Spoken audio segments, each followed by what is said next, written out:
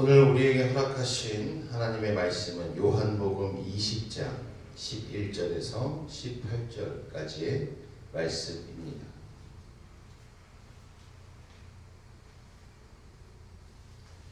여기 교독합니다.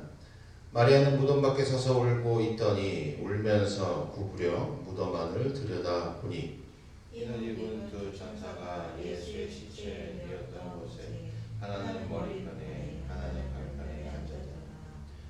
천사들이 이르되 여자여 어찌하여 우느냐 이르되 사람들이 내 주님을 옮겨다가 어디 두었는지 내가 알지 못함이니이다. 이 말을 하고 뒤로 돌이켜 예수께서 서 계신 것을 보았으나 예수이신 줄은 알지 못하더라.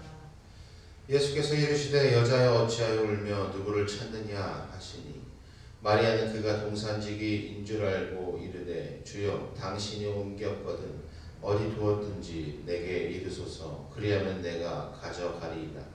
예수께서 마리아야 하시거늘 마리아가 돌이켜 히브리 말로 라보니 하니 이는 선생님이라는 말이다. 예수께서 이르시되 나를 붙들지 말라 내가 아직 아버지께로 올라가지 아니하였노라.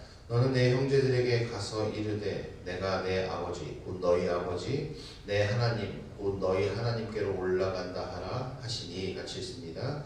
막달라 마리아가 가서 제자들에게 내가 주를 보았다 하고 또 주께서 자기에게 이렇게 말씀하셨다 이르니라. 아멘. 아멘. 할렐루야. 부활의 이 아침 예수님과 함께 부활의 자리에 동참하고자 하나님 앞에 나온 성도들을 축복합니다. 오늘은 요한복음 20장 11절에서 18절까지의 말씀을 통해 나를 붙잡지 말라라는 주제로 말씀의 은혜를 나누고자 합니다. 주님의 부활은 이렇게 우리에게 기쁨을 안겨줍니다. 주님의 부활이 왜 기쁜 소식인지를 알기 위해서 성경의 증언을 조금 면밀하게 살펴볼 필요가 있죠. 막달라 사람 마리아는 지난 밤에 잠을 이룰 수 없었을 것입니다. 지난 며칠 동안 일어났던 일이 현실이라고 믿어지지 않았기 때문입니다. 지난 한 주간, 고난주간을 통해 주님의 순환을 묵상한 우리도 이 고민에 조금은 공감할 것이지. 약자에 대해 한없이 연민을 보이시던 주님, 그러나 거짓과 위선, 폭력에 대해서 날카롭게 비판하시던 주님이 그런 최후를 맞이하실 거라고는 한 번도 생각해 본 적이 없었을 것입니다. 쓰라린 눈물의 사건이 지난 후 마리아는 예수님의 시신이라도 정중하게 모셔야 한다는 생각에 정성껏 마련한 향품을 가지고 무덤을 향해 걸어갑니다. 걱정이 많았을 것입니다. 그 무거운 돌문을 어떻게 굴릴까? 또 그 시신을 어떻게 받을까? 그래도 마땅한 해결 방법이 없더라도 무슨 방법이 있겠지 생각하며 발걸음을 옮겼을 것입니다. 그런데 예기치 않은 일이 벌어집니다. 무덤문이 이미 굴러져 있었던 것이지요. 마리아의 마음은 자신의 걱정이 해결되었다라는 기쁨보다 불안함이 앞서기 시작합니다. 누군가 예수님의 시신을 훔쳐가는 것이 틀림없다라고 생각한 마리아는 어찌할 바를 몰랐던 것이죠. 그러다가 문득 생각이 났다라는 듯 허둥지둥 제자들이 머물고 있는 집으로 달려갑니다. 그리고 그 이상한 현실을 전하죠. 그 이상한 현실을 전해받은 제자들도 놀라기는 마찬가지였을 것입니다. 베드로와 예수님의 사랑받던 제자가 먼저 무덤으로 달려가기 시작합니다. 숨이 이미 턱에 찼지만 마리아도 그들 뒤를 따라 동산에 다시 올라갑니다. 베드로는 슬픔과 자책감으로 발걸음이 무거웠을 것입니다. 겟세마네 동산에서 예수님이 불탁하셨던 음성이 있죠. 마가복음 14장 34절에 말씀하시되 내 마음이 심히 고민하여 죽게 되었으니 너희는 여기 머물러 깨어있으라 라고 하셨던 바로 그 음성. 그 주님의 음성이 그의 마음을 아프게 했을 것입니다. 스승의 마음을 헤아리지 못한 채 잠에 빠져있던 자신의 모습이 너무나 부끄러웠을 것입니다. 또한 가야바의 걱정도 떠올랐을 것입니다. 예수님이 가장 외로웠던 그 시기, 3번씩이나 주임을 모른다라고 부인했던 바로 그 사건, 그리고 골고다 언덕 처형 당하시는 예수님을 멀찍이에서 바라보면서 무기력함에 빠져 있었던 베드로와 제자들, 그의 발걸음은 무거운 천근만근의 발걸음으로 무덤 앞에 이르렀습니다. 비교적 젊은 제자들은 벌써 무덤 앞에 이르렀겠죠. 그리고 베드로가 다가오기를 기다립니다. 베드로는 깊은 휘몰아치는 감정에 사로잡힌 채 무덤 안으로 들어섭니다. 과연 예수님의 시신은 그곳에 있지 않았습니다. 가지런하게 개켜진 채 놓여있던 삼배와 머리를 싸맸던 수건이 그 무덤이 바로 예수님의 무덤이었음을 알려주고 있죠. 도무지 이해할 수 없는 일이 벌어집니다. 직관이 뛰어난 젊은 제자조차 예수님의 부재를 알아차렸지만 주님이 부활하셨다라는 사실은 깨닫지 못합니다. 사실 그럴 수밖에 없습니다. 부활이라는 이 전대미문의 사건을 어떻게 쉽게 이해할 수 있겠습니까? 예수님께서 함께 하시던 그 순간에 벌써 이 사건을 예고하셨음에도 불구하고 너무나 이 당황스러운 사건 속에서, 이 현실 속에서 제자들은 그때의 일을 떠올릴 수 없을 정도로 당황한 것이지. 당황한 그들은 누가 먼저랄 것도 없이 집으로 돌아갔습니다. 다른 제자들과 대책을 숙의하기 위해서였을까요? 그들에게 빈 무덤은 새로운 희망의 시작이 아니라 마치 늪처럼 그들을 끌어들이는 어둠이었습니다. 그들의 머릿속에는, 또 그들의 예수님에 대한 신뢰는 이 어두운 무덤 속에서 완전히 빠져나올 수 없는 수렁 속으로 빠져든 것이죠. 제자들이 집으로 돌아가는 발걸음, 그들의 발걸음은 과연 어떤 발걸음이었을까요? 그들의 머릿속에는 부활이라는 단어가 떠오르지 않았던 것입니다. 제자들이 집으로 돌아간 뒤에도 마리아는 돌아서지 않습니다. 차마 돌아설 수가 없었을 것입니다. 하지만 무엇을 어떻게 해야 할까? 마리아는 다만 울 뿐입니다. 그날 그 무덤 앞에 서 있었던 마리아, 성경에 그런 마리아의 마음을 다른 이야기지만 비슷한 그런 심정으로 기록되어 있는 말씀이 있습니다. 아가서에 나오는 말씀인데, 아가서 3장 1절에서 3절에 보면 이렇게 기록되어 있어요. 내가 밤에 침상에서 마음으로 사랑하는 자를 찾았노라. 찾아도 찾아내지 못하였노라. 이에 내가 일어나서 성 안을 돌아다니며 마음에 사랑하는 자를 거리에서나 큰 길에서나 찾으리라 하고 찾으나 만나지 못하였노라. 성 안을 순찰하는 자들을 만나서 묻기를 내 마음으로 사랑하는 자를 너희가 보았느냐.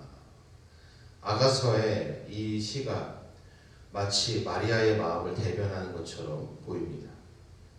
어찌 해볼 생각조차 없이 몸을 굽혀 무덤 속을 들여다보다가 마리아는 흰옷을 입은 사람들이 예수님이 누워있던 머리맡과 발치에 앉아있는 것을 보았습니다.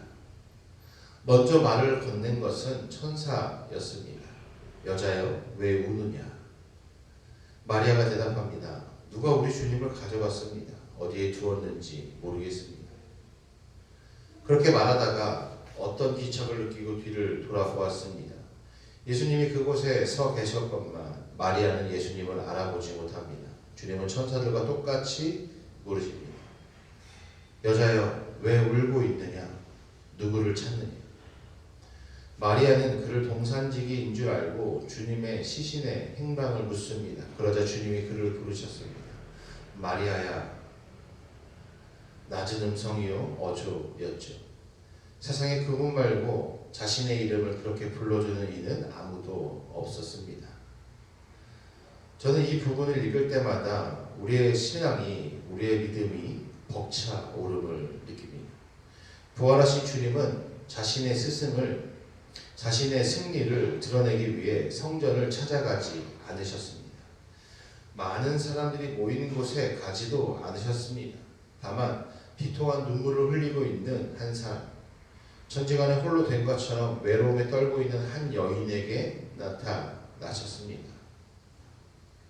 주님은 우리를 집단 혹은 다중으로 대하지 않으십니다. 바로 이것이 예수님의 메시지인 것이지. 홀로 고난주간 십자가의 길을 걸어가셨던 예수님은 그 누구보다 홀로 있는 외로움을 알고 계신 분이었습니다. 제자들도 떠나고, 하지만 한 여인은 자신의 무덤 앞에 홀로 울고 있는 그 마음을 주님은 알고 있는 것이지요. 주님은 마치 우리를 세상에서 유일한 존재인 양 대하십니다. 바로 나 자신을 특별하게 대해 주신다라는 것이죠. 1대 다수가 아닌 1대 1로. 그래서 주님과의 관계는 특별해집니다. 이는 모두에게 특별하지만 누구를 더 사랑하시는가에 대한 의문이 아니라 다른 누구와 비교하는 것이 쓸모없는 특별함입니다. 제자들은 항상 예수님께 질문했습니다. 주님, 누가 더 큰 자리에 앉겠습니까? 하지만 주님은 따스한 눈빛으로 그들을 바라보셨죠. 부활의 아침 주님을 만나러 온 우리에게도 특별하게 다가오십니다. 저는 이게 부활절 메시지의 놀라운 사실이라 생각합니다. 놀람과 기쁨 속에서 마리아가 예수님께 손을 대려 했나 봅니다. 그러자 주님은 내게 손을 대지 말아라. 내가 아직 아버지께로 올라가지 않았다라고 이르십니다. 이 말을 두고 사람들은 예수님의 부활의 몸이 어떠했는지에 대해 논쟁을 벌이기도 합니다. 하지만 중요한 것은 그것이 아니죠. 예수님은 마리아가 이전과는 전혀 다른 방식으로 주님과 만나야 함을 일깨우고 계십니다. 과거의 기억에 사로잡혀서 새로운 관계를 맺을 수는 없는 것이지요. 주님은 지금 마리아를 더 큰 일치로 부르고 계신 것이 아닐까요? 예수님께서 아버지가 내 안에, 내가 아버지 안에 라는 말로 자신의 삶을 요약하셨습니다. 내게 손을 대지 말라라는 말씀 속에는 예수님에 대한 기억에만 집착하지 말고 이제 예수님의 마음을 품고 살아라라는 그런 명령으로 들립니다. 부활하신 주님은 마리아를 제자들에게 보내십니다. 바로 당신이 곧 하나님께로 올라간다라고 전하라라는 것이죠. 우리는 이 사실을 좀 기억해야 됩니다. 예수님께서 이 땅 가운데 오셨던 처음에 우리에게 전해주셨던 말씀, 하나님의 나라가 곧 올 것이다 라는 그 복음, 그리고 이제 제자들에게 전하는 또 다른 복음, 바로 하나님께로 올라갈 것이다 라는 이 사실, 이것을 마리아를 통하여서, 막달라 마리아를 통하여서 제자들에게 전하게 하신 것입니다. 부활하신 주님의 첫 명령이기도 하죠. 그런데 주님은 바로 당신을 버리고 달아났던 제자들을 여전히 내 형제들이라고 부르고 계신다라는 것입니다.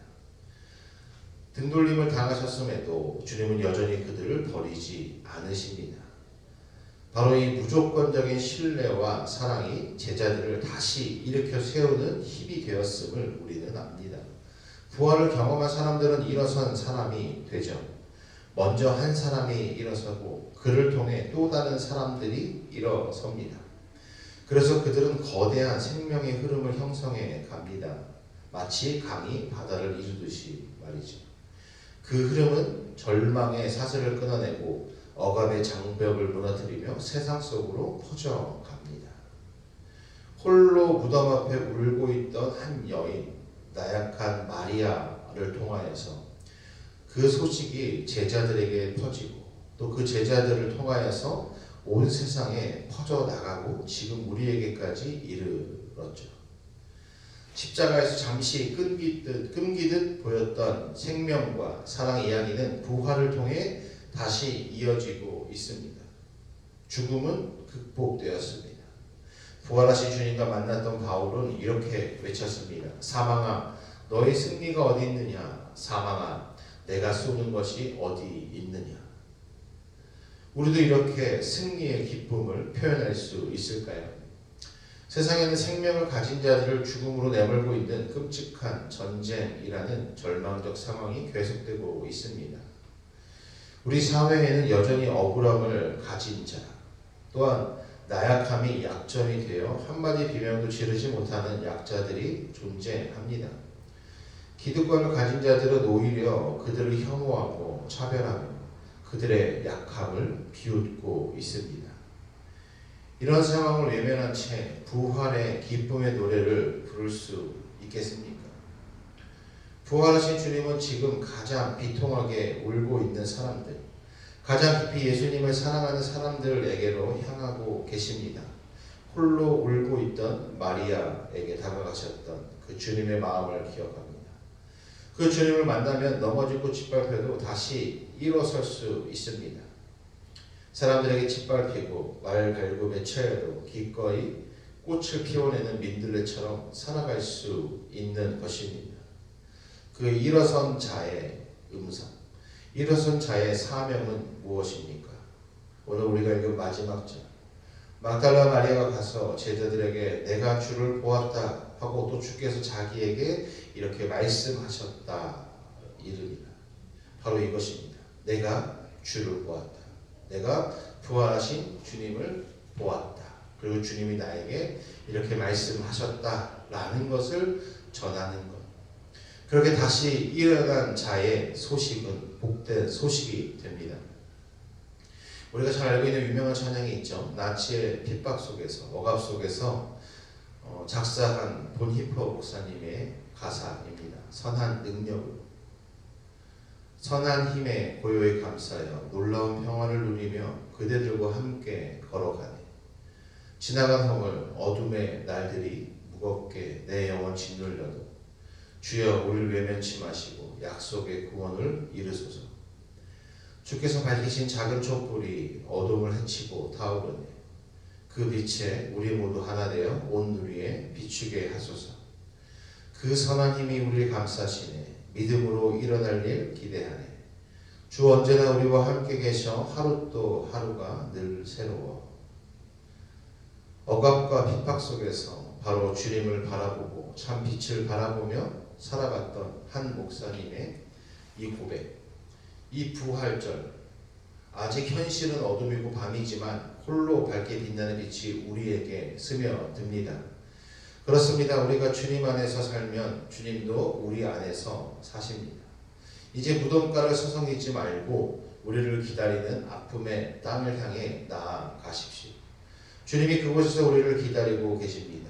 부활하신 주님의 은총이 우리 가운데 늘 함께 하시기를 기원합니다. 우리의 죄를 대속하기 위해 십자가에 달리셨던 예수 그리스도께서 부활하셨습니다.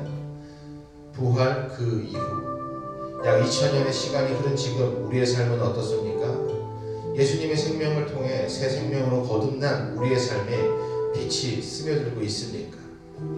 세상의 빛과 소금으로 살아야 되는데 우리가 품고 있는 그 빛은 세상의 어둠을 밝히고 있습니까? 세상의 소금으로 살아 정화해야 하는 임무를 품고 있는 우리가 스스로 자정할 수 있는 능력조차 잃어버리지 않았습니까? 주님은 여전히 밝게 빛나고 계시는데 우리가 그 빛을 가리고 있지는 않습니까? 부활을 맞이하여 참 빛이신 예수 그리스도를 깊이 있게 묵상하여 부활의 감사로 나를 충만하게 채우고 부활의 기쁨을 세상과 함께 나누며 부활의 능력을 보여 세상에 하나님의 영광을 보이는 삶이 되시기를 간절히 축원합니다. 이렇게 말씀 기억하시면서 말씀 묵상하는 시간 갖습니다.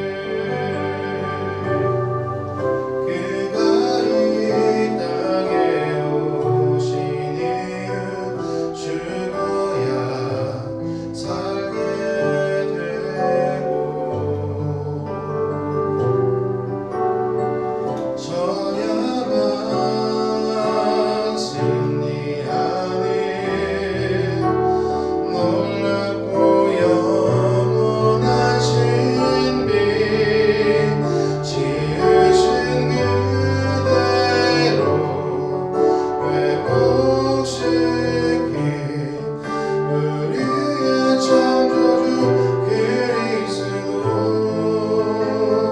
십자가의 길로 아버지 뜻 이루셨네. 그가 이 땅에 오시니 이제 우리에게 맡겨진 그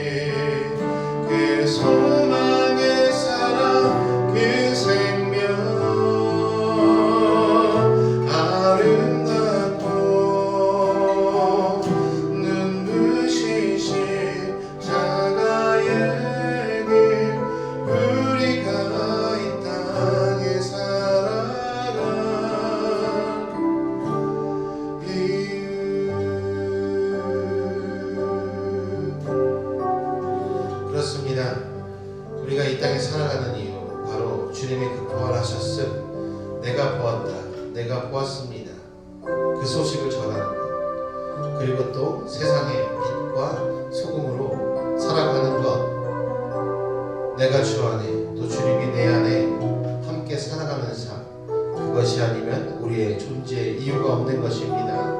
이번 한 주 부활의 기쁨 가지고 이 세상 가운데 이 소식을 널리 전하는 귀한 참 그리스도인의 삶으로 살아가기를 소망합니다. 이렇게 기도하면서 나아갑시다. 사랑의 하나님, 이제 아버지 우리에게 맡기신 주님의